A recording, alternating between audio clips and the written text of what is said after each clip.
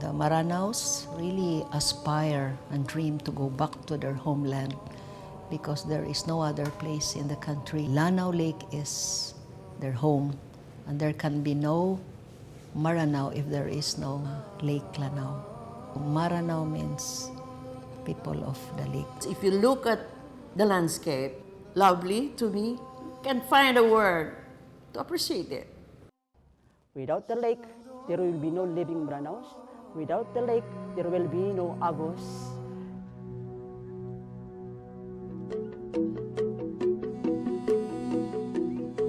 In Lake Lanao, everyone should have a voice in identifying the vision that we want for the community. It all started in 2012. National scientist Lourdes Cruz gathered all the participants from Mindanao. Funded by the National Research Council of the Philippines, which is the research body of The Department of Science and Technology dealing with various disciplines, the development of Lake Lanao. And so we started with our project last October 2015. And actually, yung mga topics na gusto naming pag-studyhan, marami.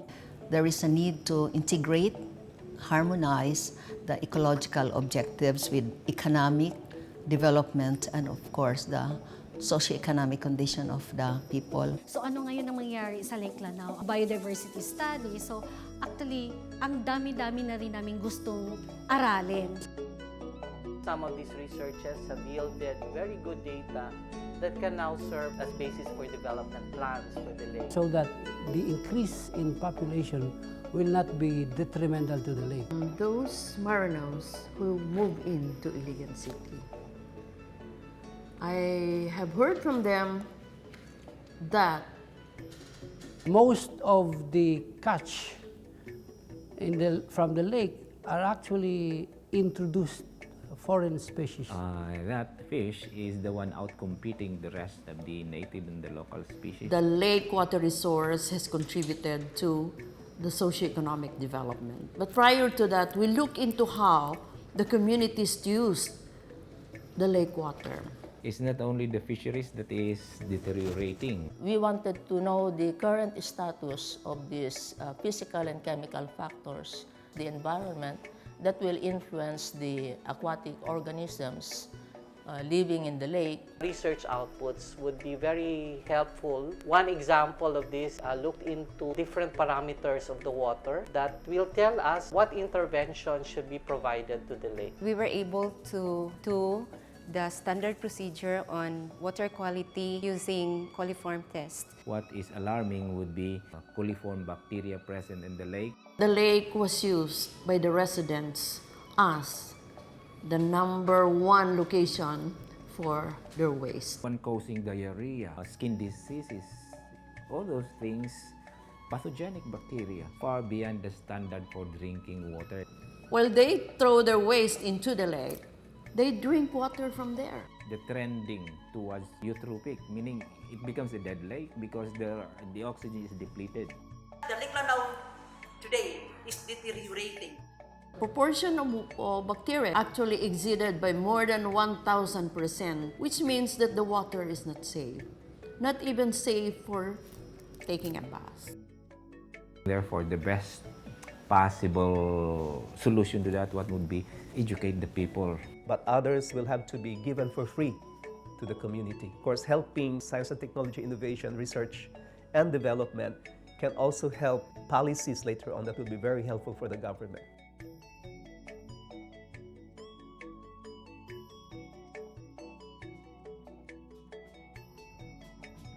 We are recommending the creation of the Lake Lanao Development Authority, similar to that in Laguna de Bay. Policies or revising the existing ones to make it contextualized.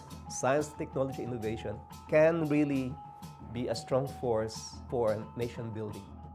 In 1992, there was a sort of Lake Lanao Conservation Council. But after 25 years, it seems that nothing positive has happened. There is a need for a massive information dissemination regarding proper waste management. In developing solutions for problems that should be co-identified among the various sectors of society, and that includes government, academia, industry, and civil society. It's important that we take into consideration the perspectives of these 4 sectors.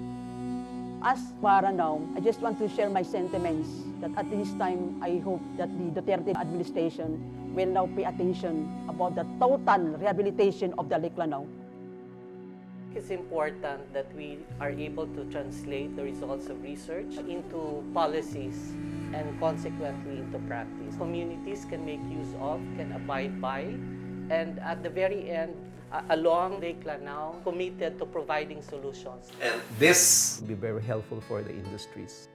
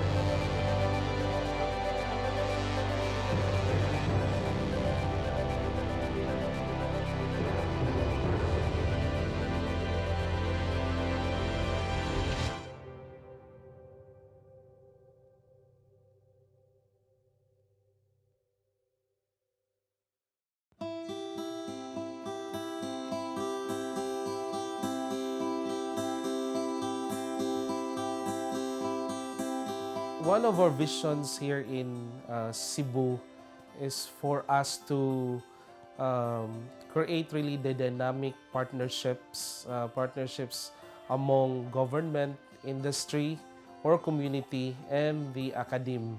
We need to develop product technologies that can be readily introduced to these communities, to these organizations in the community. Because product innovation might not be that actively practiced in the communities, in the localities. So we need a partner which are strategically located in every area to develop products for them.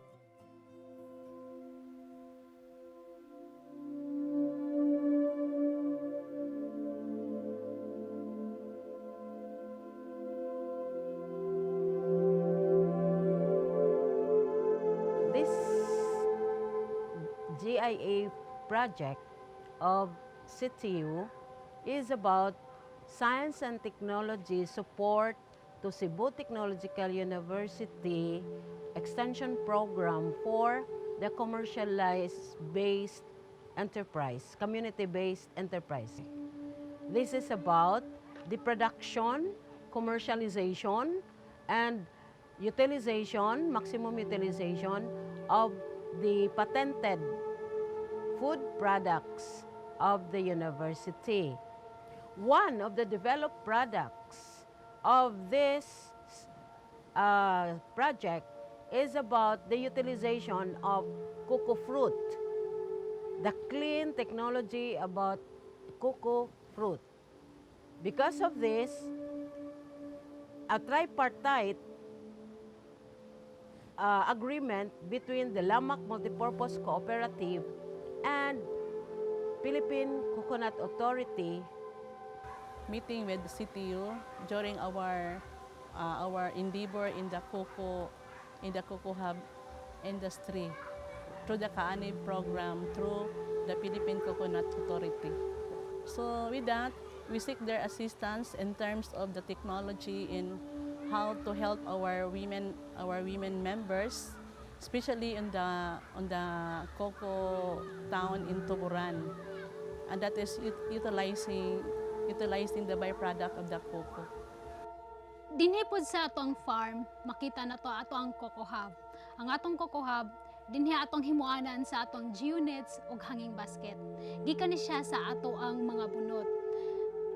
Ang geonets mao na siya gamiton sa mga DPWH para sa mga slope area nga para sa mga land erosion. So para magpigil siya sa kanang para mo dahili or mabaha. The university was able to come up with 238 patents in utility model category. After I graduated, I was hired as a part-time research assistant in the production office under Dr. Reza Canunes, the production director. So in addition to, in more than 1 year employment, again with the DOST funding, I was able to produce patented products like coconut water-treated shrimp milkfish paste, culinary baked products such as coconut water-treated shrimp cookies, butter cookies, and pineapple buko pie. These patented products being produced with the aid of the GIA, assistance from the DOST, producing 30 community that has been trained with these patented food products with the participation of the following adapters: the local government unit as the community adapters, in collaboration with the non-government groups like Lamak Multipurpose Cooperative. It is really a great help for the Lamak people, because we have also clusterized our women. So instead that they just go around and then seek for any livelihood, so it's able to generate employment. So as of today, we have a women clustered on different specialization of different commodity, and it really helped in the family in earning income. In fact, with our amenities now that we have also the resort, so every time that we have guests and we order the product, so it is coming from them, so that they will be self-reliant.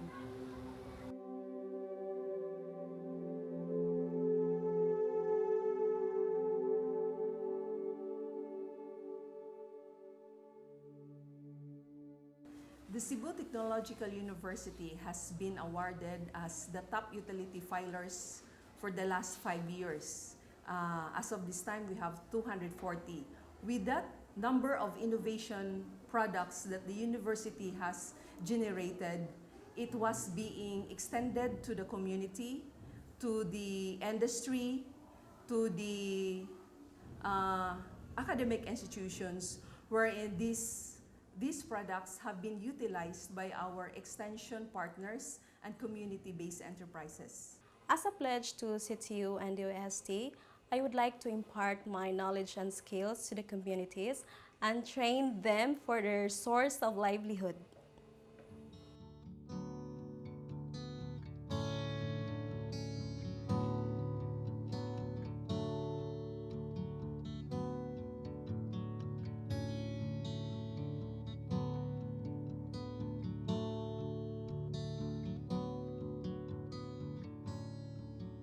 One of the functions of SUC or like CTU, which is the extension program, which part of that extension program is they have the production, the product development aspect. So there was meeting of minds between the DOST and CTU to come up with product development project that can be readily transferred to the communities, and that is where we have identified this grant and aid, local or regional grant and aid program with CTU, where we provide them funding support for them to develop local products or those products from the different resources available in the region or in Cebu.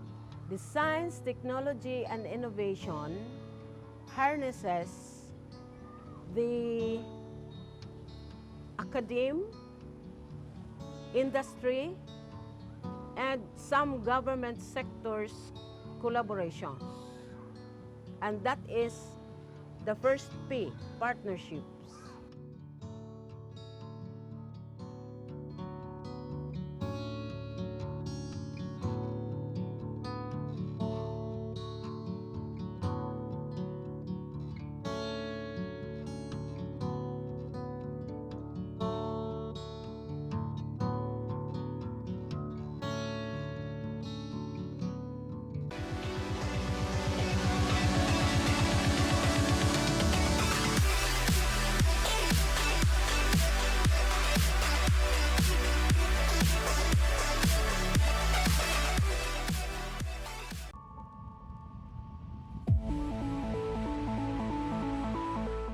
Magandang umaga po sa ating lahat. Alamin natin ang magiging lagay ng ating panahon sa susunod na 24 oras. Yung binabantayan po nating low pressure area na nasa silangan ng Vera Catanduanes ay nag-develop na into a tropical depression na may local name na Ramon. As of 8 a.m. ay huli itong namatahan sa layong 830 kilometers east-southeast ng Vera Catanduanes or 685 kilometers silangan po yan ng Borongan, Eastern Samar. Makikita po natin sa ating satellite imagery ang mga kaulapan dito sa may southern Luzon, buong Visayas, maging sa northern part ng Mindanao dahil po yan sa low pressure area. Samantalang northeast monsoon or amihan naman ang umiiral dito sa may northern at central Luzon. Inaasahan po natin ang maulap na kalangitan na may kalat-kalat ng mga pagulan at pagkidlat pagkulog dahil po sa low pressure area. Yan po ang mararanasan dito sa may Quezon, Bicol Region, Marinduque, Romblon, buong Visayas, Caraga, Northern Mindanao at Zamboanga Peninsula. Habang mahihinang mga pag-ulan naman ang maaring maranasan dito sa may Ilocos Region, Cordillera Administrative Region, Cagayan Valley at buong Central Luzon. Dito po sa Metro Manila at sa nalalabing bahagi po ng ating bansa ay inaasahan naman po natin ng magandang panahon maliban na lamang sa mga localized thunderstorms. Para sa ating forecast temperature dito po sa Tuguegarao City, dahil inaasahan po natin ng mahihinang mga pagulan, nasa pagitan ng 23 to 28 degrees Celsius. Baguio City nasa pagitan ng 15 to 23 degrees Celsius, habang sa Lawag City ay nasa pagitan ng 23 to 30 degrees Celsius. Dito naman po sa Metro Manila, inaasahan po natin ng generally fair weather maliban na lamang sa mga localized thunderstorms, maaaring umabot sa 31 degrees Celsius ang pinakamainit na temperatura. Dito naman banda sa Bicol Region, dahil po sa low pressure area, inaasahan po natin ang kalat-kalat na mga pagulan at pagkidlat, pagkulog. Nasa 25 to 30 degrees Celsius ang forecast temperature. Dito naman po sa Palawan, generally fair weather po ang maaring maranasan maliban na lamang sa mga isolated thunderstorms. Maaring umabot sa 34 degrees Celsius ang pinakamainit na temperatura. Dito naman po sa buong Visayas, dahil pa rin po sa low pressure area, makakaranas ng kalat-kalat na mga pagulan at pagkidlat, pagkulog. Dito po sa Metro Cebu, maaaring umabot sa 31 degrees Celsius ang pinakamainit na temperatura. Sa may Caraga, Northern Mindanao, inaasahan naman po natin ang mas mataas na tsansa ng mga panandaliang buhos ng ulan or kalat-kalat ng mga pag-ulan at pagkidlat, pagkulog. Sa may Cagayan de Oro City, maaaring umabot sa 32 degrees Celsius ang pinakamainit na temperatura, habang dito naman po sa Metro Davao, nasa 33 degrees Celsius ang possible highest temperature. Sa may Zamboanga Peninsula, dahil po sa low pressure area, inaasahan din po natin na magiging maulap na kalangitan ang mararanasan na may kalat-kalat ng mga pag-ulan at pagkidlat, pagkulog. Maaaring umabot sa 32 degrees Celsius ang pinakamainit na temperatura. Para naman sa lagay ng ating karagatan, nakataas po ang ating gale warning sa buong seaboards ng Northern Luzon, Eastern Seaboard ng Central Luzon, Eastern Seaboard ng Southern Luzon, gaya din po ang Eastern Seaboard ng Visayas. Kaya pinapayuhan pa rin po natin ng ating mga kababayang mangingisda na kung pwede po, huwag muna pong pumalaot sa mga nasabing areas. Para sa ating 3-day weather outlook dito po sa may Metro Manila, inaasahan po natin by Wednesday ay magiging maulap po ang kalangitan na may kalat-kalat na mga pag-ulan at pagkidlat, pagkulog. At sa darating na Thursday at Friday ay inaasahan po natin ng generally fair weather. Nasa pagitan ng 23 to 31 degrees Celsius ang agwat ng temperatura dito sa Metro Manila. Habang sa Baguio City naman po, inaasahan po natin na bukas, Wednesday, ay magiging maulap pa rin po ang kalangitan na may posibilidad ng mahihinang mga pag-ulan. At sa darating na Thursday, ay magiging generally fair weather po ang mararanasan sa may Baguio City at magiging maulap na naman sa darating na Friday. Nasa pagitan ng 15 to 24 degrees Celsius ang agwat ng temperatura sa may Baguio City. Dito naman po sa Legazpi City, in the next 3 days ay magiging maulan pa rin po ang kondisyon na may mga kalat-kalat na mga pag-ulan at pagkidlat, pagkulog. Nasa 24 to 29 degrees Celsius ang agwat ng temperatura. Sa Cebu City naman po, inaasahan po natin ng magiging mainit na temperatura ay maring umabot sa 32 degrees Celsius. By Wednesday, cloudy condition pa rin po ang maring maranasan na may tsansa ng mga pag-ulan at pagkidlat, pagkulog. Sa darating na Thursday at Friday, generally fair weather po ang maring maranasan sa Cebu City. At sa Davao City naman po, maring umabot sa 33 degrees Celsius ang pinakamainit na temperatura at sa darating na Wednesday hanggang Friday ay generally fair weather pa rin po ang mararanasan sa Davao City. Ang araw ay sumikat kaninang 5:55 ng umaga at ito'y lulubog mamaya sa ganap na 5:25 ng hapon. At yan muna po ang latest mula po dito sa Pag-asa Weather Forecasting Center. Ako po si Sheila Reyes. Magandang umaga po. DOSTv would like to thank Filipino Creazione de Mano Incorporated. Visit their showroom at ground floor lobby, PSM BFI Building, 318 Santolan Road, West Crames, San Juan City. SciDev, the world's leading source of reliable and authoritative news, views, and analysis on information about science and technology for global development. Visit their website at www.scidev.net.